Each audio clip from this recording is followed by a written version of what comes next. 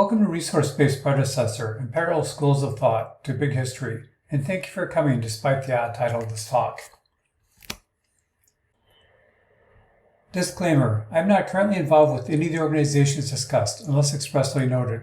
The views of any of these organizations are not necessarily my own or those of my university. Discussions of big history often involve discussions of sustainability. This presentation is the story of how the Big Bang and the progression of the universe spawned several schools of thought and movements involving the products and consequences of those cosmological processes to address sustainability. Shown here are several of those schools of thoughts and related movements.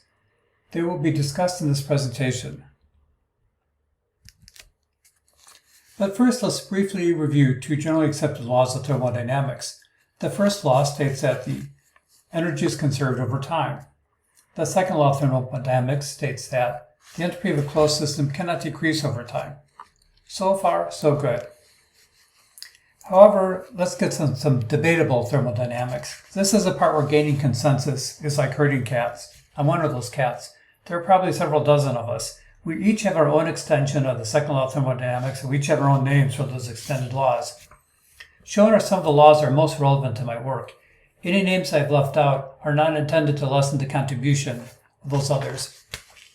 My working assumption is that entropy production is subject to the principle of least time. I call this the eth law of thermodynamics.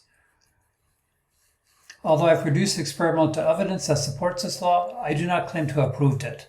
A consequence of this eth law is that systems become configured to maximize the rate of entropy production. Some complexity folks might call this emergence.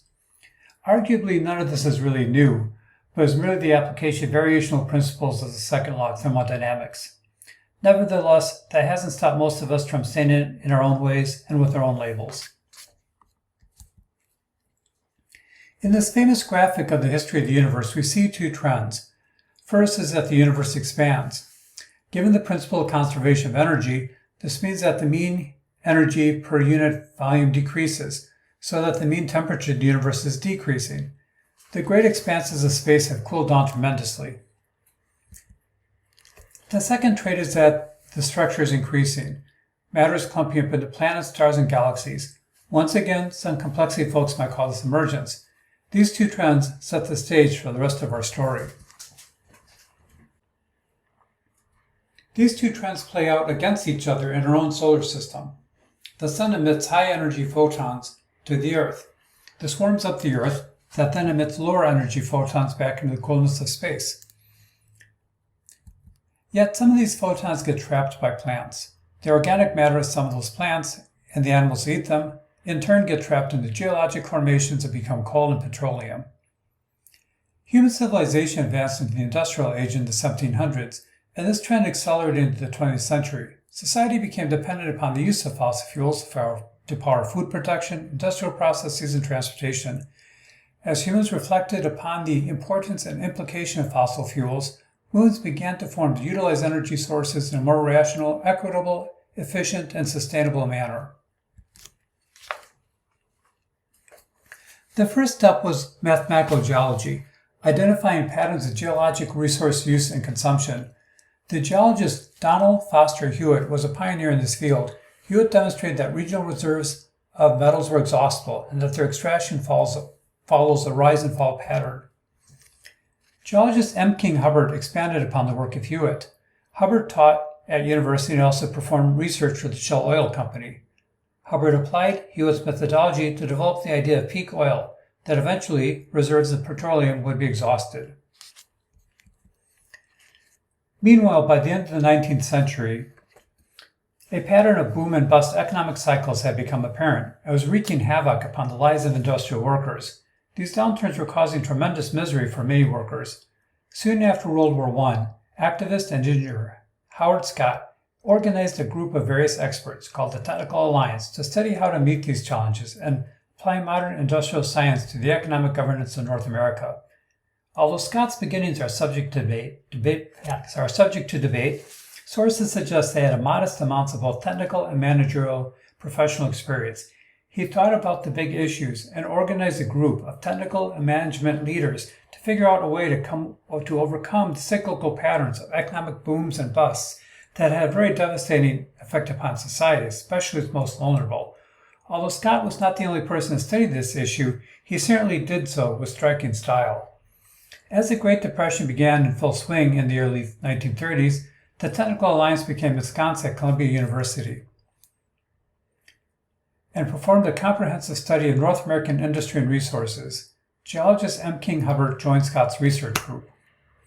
As the Great Depression went into full swing, there was conflict within the Technical Alliance. Scott and Hubbert transformed part of the Technical Alliance into the organization Technocracy Inc. With Hubbert on board, Technocracy expanded its thinking to also develop long-term sustainability. In a way, Technocracy was an early big history sort of school of thought. Technocracy portrayed society as a result of physical processes, including a study course for its members, some of which the table of contents is shown here. Society and its economy were described as a result of these processes, to the understanding that one must know and understand these processes in order to develop workable solutions to society's problems. Here is pictured part of the table of the contents of the Technocracy study course. Recall in the 1920s and 30s that the research in modern cosmology was just beginning, so obviously the study course is not going to include that. However, many of the topics in this course and in Technocracy ideology will appear quite familiar to big history folks. Technocracy also identified several long-term economic issues. One issue was the inability for fossil fuels to last indefinitely.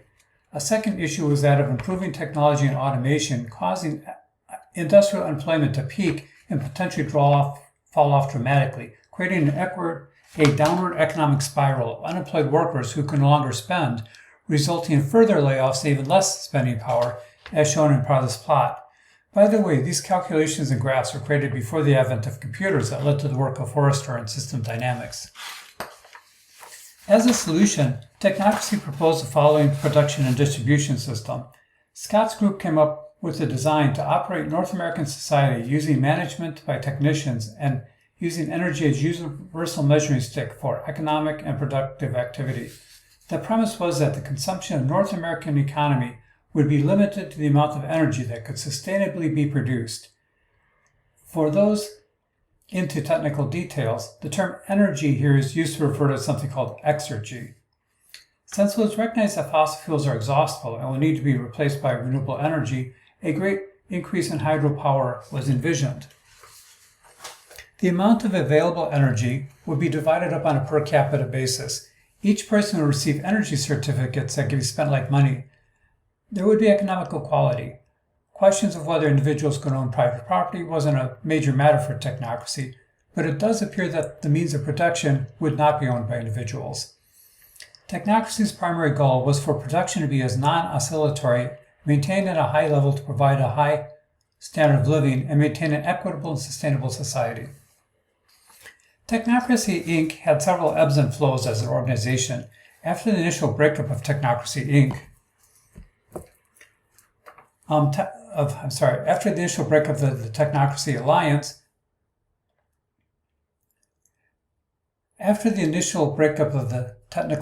Technocracy Inc. had several setbacks, but experienced a resurgence in the 1940s and 1950s. It had tens of thousands of members. There were dozens of chapters across Canada and the USA. Large, long-distance motorcades attracted considerable attention. However, perhaps due to the success of labor and industrial policy in the 1950s, many people thought there was no longer the need for something as drastic as Technocracy, and membership fell off. Yet the organization still exists. There have also been at least two offshoots. One offshoot of Technocracy Inc. is the Venus Project. The Venus Project took Technocracy's energy accounting ideas and expanded and physically prototyped them. Chuck Fresco, an industrial designer, founded the Venus Project. It is continued by Roxanne Meadows. The project is headquartered in Venus, Florida. They have built a small but beautiful complex in the Florida Everglades. They proposed an idea based upon technocratic ideas from Technocracy, but prototyped it in graphics such as shown here. The Venus project never had a large membership, but their stunning graphics allowed them to gain periodic media coverage and a significant profile among futurists. An important aspect of big history is that it involves principles that not only transcend the universe, but many different fields, so it should not be surprised that another parallel path was developed by biologists and ecologists. Alfred Latka was born in 1880 and was now live Ukraine. He attended university in the UK and Europe. He worked professionally as a chemist, patent examiner, statistician, and physicist. Latka is famous for the proposed Latka-Volterra model of predator-prey population dynamics. Latka also proposed that Darwinian evolution could be explained by the tendency toward maximum useful energy flow transformation. Following in the footsteps of Latka was Howard Odum. Odum was born in 1924.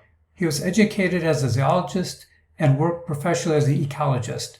Odum was a pioneer in ecological systems modeling, developing a new language in symbiotic, some of which is seen on this slide. Odum expanded Lotka's groundwork into an elaborate body of knowledge and systems theory approach. Odum expanded Lotka's idea of the maximum power principle to propose his own version and developed Emergy theory. EMERGY, that's not a misspelling, stands for embodied energy. Emergy is a measure of how much energy has gone into making something, or if you prefer the term exergy, it's how much exergy has gone into making something. Emergy can be used to describe entire ecosystems and even entire societies. In this slide, we see a society in the Lamotrek Atoll in the Pacific Ocean. Note the primary energy inputs such as sunlight and wind, and the transformation and concentration of energy by plants and pigs, and the increase in emergy as one moves through each step of the network. In a similar school of thought are resource-based economy movements. RBE movements to govern physical productive aspects of society using resource limits such as a constraint include the Europe-originated Earth Organization for Sustainability. EOS was originally the network of European technocrats. They changed their name to Europe Organization of Sustainability and then Earth Organization for Sustainability.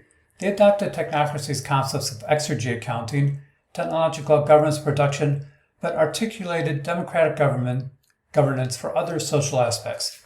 EOS still exists. They are headquartered in Umeå, Sweden. They have active groups in Europe and North America. They continue to develop prototype housing and sustainable food production. A close relative to the energy accounting movements is the climate change movement. Its motivation is to improve sustainability by reducing climate change and global warming by decreasing greenhouse gas levels in the Earth's atmosphere. Human activities can impact these levels. Carbon accounting is an important part of this effort, and that involved accounting for energy types. So it's essentially, in many ways, an energy-centric school of thought. In the 2010s, there was a small entropy accounting movement. I was associated with that movement. There were two core concepts. First is that entropy accounting could help track and constrain excessive resource usage and pollution that could track a system's position on a process. Second is that entropy accounting could also track resource and opportunity-related forces that challenge the ability of a society to consume resources in a sustainable manner. It could express a society's position on a literal entropy clock, as well as to characterize the thermodynamic forces that affect and constrain the actions of the societies. If one can't have their cake and eat it too, then they're hungry forces that fight against conservation. Entropic forces are a measure of the magnitude of those opposing forces. Finishing up, here's where things stand. The age of energy governance has substantially diminished, although energy shortages in the future could stoke new movements. Reasons include that such movements either lacked intellectual rigor or critical mass, or that current issues seem to be much more pressing and attractive to activists and intellectuals. Currently, the Emergy community is most active, but Technocracy, EOS, and Venus still exist. Carbon accounting is still the paramount successor of these earlier movements, as you see in the news from time to time. Elon Musk is pictured here because he actually has been using Technocracy Inc. language to describe his proposed community on Mars, which he calls a technate.